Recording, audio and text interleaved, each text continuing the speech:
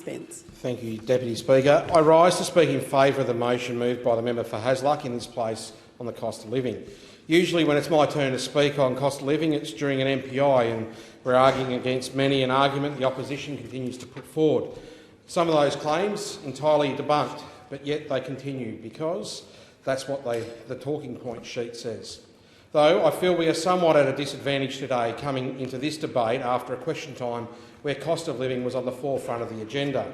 It is fair for the opposition to ask these questions of the government, yet it is telling the Albanese Labor government is coming into the parliament during question time on the front foot, leading with this government's move to tackle cost of living pressures for everyday Australians. Many of those on the other side of the chamber were of course part of a government that were so glacial and reactive.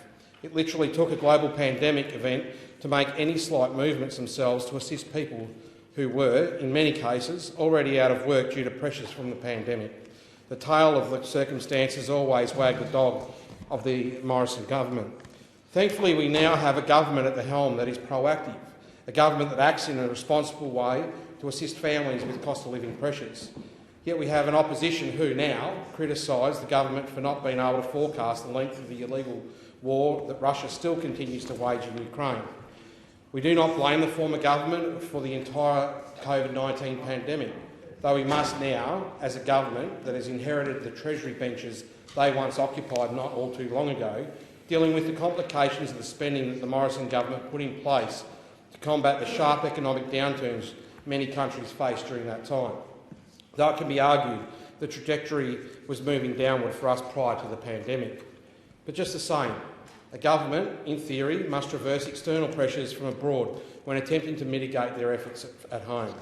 Even at home, those opposite will fail to mention the inflationary pressures and climate necessitating interest rate increases that existed prior to the election that saw them turfed out.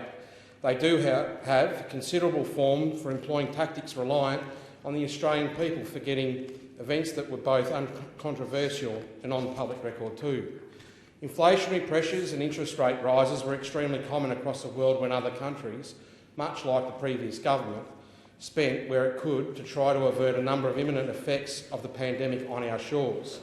Luckily, those opposite are now confined to backseat driving in our public discourse, confined to the sidelines, being an opposition of protest rather than one that can be the adult at the table, and be a driver of economic reforms that they would full well know that this government foreshadowed long before being elected.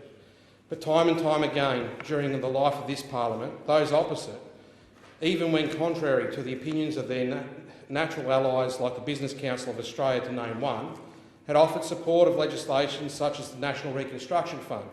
They even blocked measures to give Australians cost of living relief with their power prices.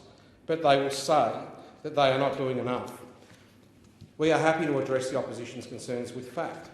We must enact cost of living relief that is in a measured and approached, lest those opposite they say any measure enacted is inflationary, which they have, for what is worth, also done. Our government is proud of delivering not just the first budget surplus in 15 years, though we don't have the mugs to prove it.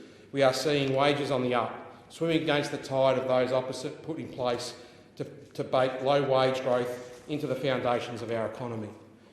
We have a 10-point plan that we will, every single day that the opposition wants to talk about cost of living relief, combat their base political argument with the facts. We have made medicines cheaper for Australians. We have boosted income support payments. We have made hundreds of thousands of fee-free TAFE placements to take that cost away from those who want to upskill themselves and increase their potential earning capacity. We are, after a long and terse standoff with that those opposite were a large part of, are getting on with the job of providing affordable homes for Australians. Sooner rather than later, the coalition will have to make a choice about whether to be constructive in their criticism or remain critical in their criticism. I have absolute faith the Australian people can tell the difference. They certainly will after the effects of our policies are fully felt after many global pressures subside, but we will continue to fight for Australians, and we will continue to fight against those opposite complaining that we aren't doing enough when they have fought tooth and nail in this place and in the media to prevent it. Thank you. The question is